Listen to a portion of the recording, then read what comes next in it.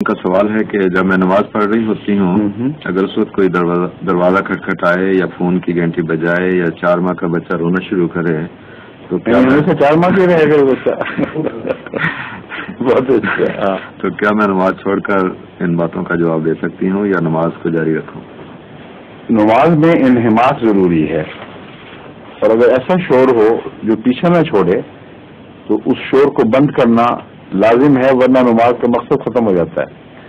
حضرت صلی اللہ علیہ وسلم کے متعلق یہ پکی روایت ملتی ہے کہ رات کے وقت جنگل کے جانوروں کو بھی جن کہا جاتا ہے. کوئی جانور، کوئی بلا، کوئی ایسی چیز جس طرح کئی جگہ میں نے بھی دیکھا دروازے کھوجتے ہیں بعض دفعہ رات کو. قادیان میں کئی دفعہ ہوا کرتا تھا، بلے آ کے دروازے کھرچ رہے ہیں، مصیبت ڈالی، شور ڈالا ہوا ہے. اس وقت کوئی نماز پڑھ رہا ہو اگر تو اس کی نماز کی توجہ بڑھ جاتی ہے. حضرت صلی اللہ علیہ وسلم نے ایسی صورت میں دروازہ کھولا، اس کو بند کیا کسی جگہ، اس جانور کو جو بھی تھا، اور نماز سے فارغ ہونے کے بعد پھر اس کو چھوڑ دیا.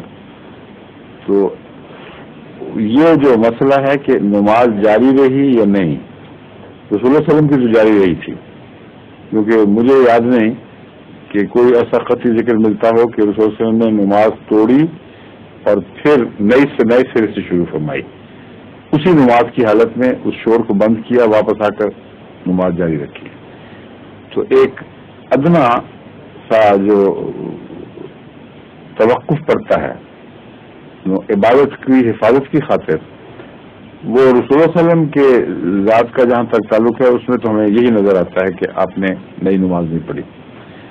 لیکن یہ توقف کس قسم کا ہے اور ہر انسان اپنے نفس کو کس حد تک نماز کے ساتھ لگائے رکھ سکتا ہے، یہ سارے مسائل ہیں جن کے مطابق فیصلے ہونے چاہیے. میں تو سمجھتا ہوں کہ عام طور پر جو فون ہے وہاں باتیں اگر آپ شروع کر دیں تو نماز گئی، یا دوبارہ کھٹکھٹا کے حال پوچھ رہے ہیں، اس سے باتیں بھی کر رہے ہیں. اور مثال مل رہی ہے ایک جانور کی جو بیرونی جانور ہے، اس سے تو نہ بات کی، اس کو پکڑا، بند کیا اور نماز جاری.